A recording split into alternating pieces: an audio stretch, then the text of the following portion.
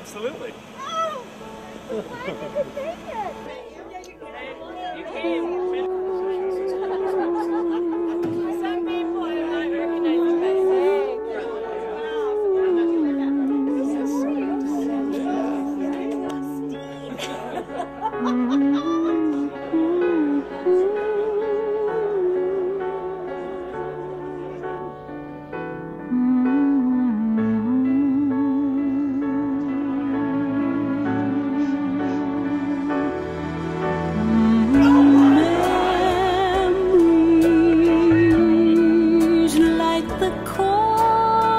of my mind, misty watercolor memories of the way we were,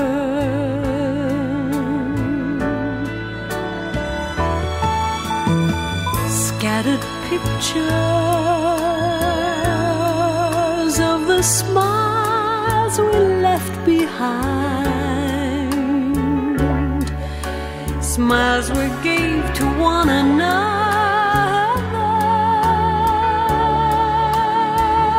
for the way we were.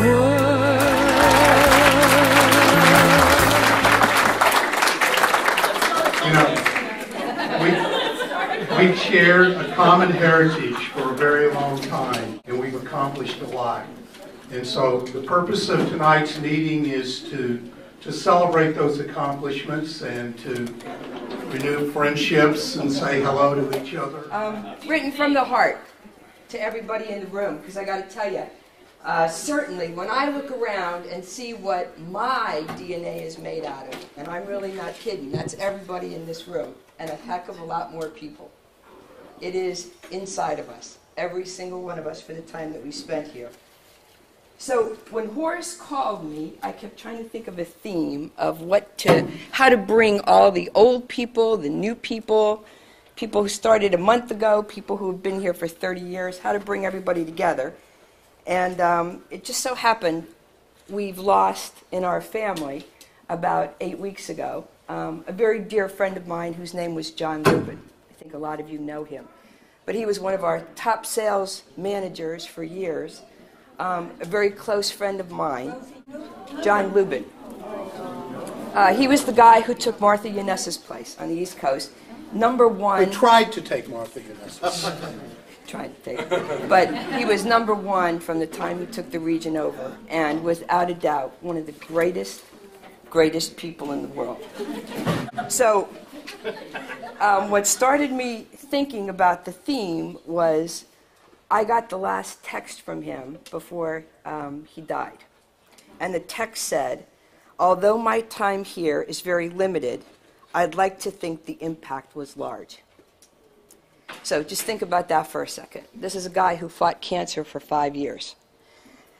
So in thinking about it, I decided that the title of this would be Moments of Impact. Because for sure, along the way, along this route, we've all there's been lots of moments. So moments of impact, pivotal moments in our lives that have had the greatest effect on our identity and characters. Moments that define us. Life is all about moments of impact and how they have changed our lives forever. A moment of impact, sending particles smashing into each other or pushing them further apart. Each one of us is the sum total of all those moments we've experienced. These events help us to define who we are as human beings.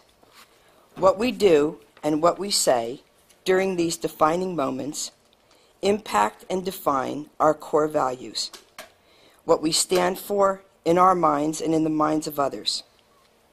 These moments define the internal beliefs in which we operate from.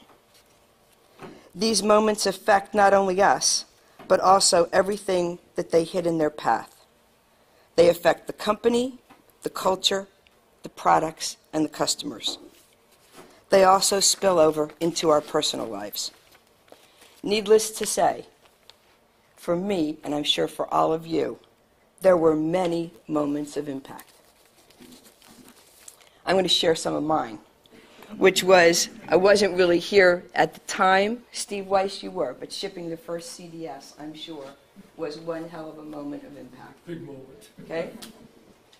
The company going public in 1979, developing the first Winchester disk drive in 1980. For me personally, how about this one? Standing on the loading dock of St. Elizabeth's Hospital with Dr. Asher, watching them unload the first ARC camera. Freezing my ass off, by the way. Standing in the booth at the EANM show in Belgium when we introduced the first digital system. Moving into the new home at 4747 Hellier Avenue. Don't know how many of you remember that, but ooh la la, driving down that road to see the size of that building. We'll see that on another slide, by the way. Seeing the new org charts showing the company broken up into 3 separate business units for the first time. Oh, God. Meeting Mike Perlitz for the first time. And then I put, in fact, any contact at all with Mike Perlitz, for me, was a moment of impact. Delivering the Genesis camera, the first Pegasus computer, meeting Bob Deinhammer. I know he's not here, but he certainly was a very great guy to us at the time, a calm in the middle of a storm. Going to Sam's, filling my car with as much food as I could possibly put in it, and grabbing anybody I could to help me unload it. Hearing for the first time that we were quote-unquote debt-free. Watching Vern Nocon and Ron Cressy, dressed in drag, singing the song Sisters at the Christmas party. Standing in the booth on 3 hours of sleep at every single RSNA opening and every single S&M opening. Being 7.5 months pregnant in Australia, receiving a call from the captain of the ship carrying our booth from the BV office, and having him tell me that the boat sprung a leak, was sinking, and there was no way we could get our booth or the equipment off the boat. And my personal biggest moment of impact was standing at the RSNA, hearing that the company had reached a 53% market share.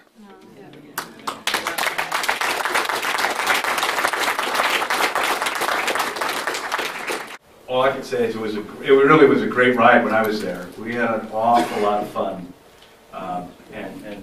and we did some amazing things. But I think one of the funniest stories I ever had, I was telling Bill this, was Prelitz, which you guys have all heard about. This is when I was now working in the home office. My favorite guy. And Mike Prelitz said, you know, Ferrari, you know what the problem with you is? You don't understand communication. It's from me to you. Here's a good story about communication for you. Why you need to communicate. And it happens to be, it involves one of the people that you know very well. So it just so happened that one morning I woke up and went to start my car and it wouldn't work. It wouldn't turn over. And, as usual, my husband was out of town. So, the first thing I do is call him up, he's in Israel, and tell him that the car doesn't work. And the first thing he says is, what did you do? No, what did you do wrong? To which I said, I didn't do anything wrong. I woke up this morning and called you. That was probably the wrong. Nonetheless, the car will not turn over. So he said, well, you probably did something stupid like, left the light on. So I said, thank you, hung up the phone. And I had my 2 kids, each went in different directions to school. So I went to run out of the house, and Ken Fitzgerald, you guys know Ken Fitzgerald, right? Ken Fitzgerald calls me and says, he needed to talk to me. And I said, Ken, I can't talk to you right now. I really can't talk to you. I got to run. I got to get my kids to school. My car doesn't start. Call me back later. With that, run over to my neighbor's place, get the car, put my daughter in the car, drive up. On the way up, I'm on the phone with AAA. And I said to the guy, listen, you really need to come. 20 minutes. I got to have you there in 20 minutes. You guys know my personality. You got to be there. I have to have it there. The guy's like, okay, we got it, Mrs. Roman. We'll be there. I said, okay, fine. So in the meantime, communication. My son is home, and I call him and say, the guy from AAA is going to be calling in a couple minutes. He's going to be coming over, open the garage. My son says, okay, fine. What I didn't know is as I'm driving back, Ken Fitzgerald calls my house, gets my son. And he says, is your mom home? And he said, no. He said, oh, that's right, she's having car problems. And he said, yes, she is. And he said, you know, women, it's probably something stupid. Your mother probably left the light on, or it probably doesn't have gas in the car. He goes, you know, women do this all the time. I mean, they just do stupid things. He said, did you go out and check to see if there was anything wrong with the car? My son goes, no, I didn't do anything. He said, well, you know, you should have gone out because I'm sure it's probably something stupid. And my son says, well, are you coming over? And he goes, hell no, I'm not. And he said, you know, there's no way. She can wait till, you know, Jim gets home, till your dad gets home. So my son hangs up the phone. I'm still driving. Next thing you know, I call my son and I said, is AAA there yet? He goes, Mom, I don't think AAA is coming. So I said, what do you mean you don't think AAA is coming? He said, Mom, AAA just called. He said, they kind of called you an idiot and said, there's no gas in the car. And I said, they what? I said, Jason, tell me this conversation. He goes, well, first he said probably you kept the light on or you didn't have gas in the car. And he was saying, women do that all the time. I said, oh, well, it's now 7:45. I am rolling. So I called this guy from AAA and ripped this guy open. He's saying to me, what are you talking about? He said, no one has called your house. I said, now you're saying my son is lying on top of everything else? Over the moon. So I am crazy. In the meantime, AAA comes. When I pull in the driveway, the guy's there. The guy already has the car started. He's like, everything's okay. It doesn't matter why it wouldn't start. The car's working now. I can see this guy just wanted to get back in his car. Off he goes. Fine. So take my son to school, come back, and Ken Fitzgerald calls me back up again, and he says, so what happened with the car?